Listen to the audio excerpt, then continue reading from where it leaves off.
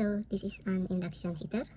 I use dual MOSFET irfz44N, and also we must use high frequency capacitor 50 kilohertz. The diagram only like this. Test with 12-volt battery.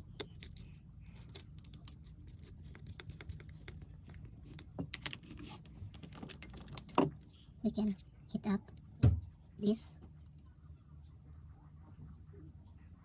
You can see.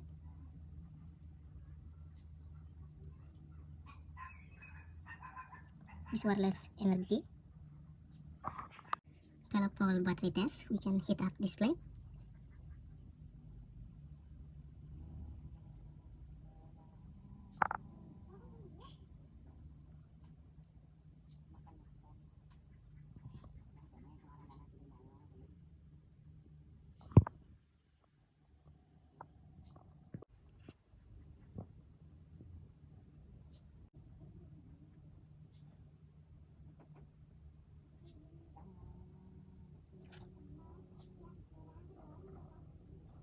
And we still use 12-volt battery.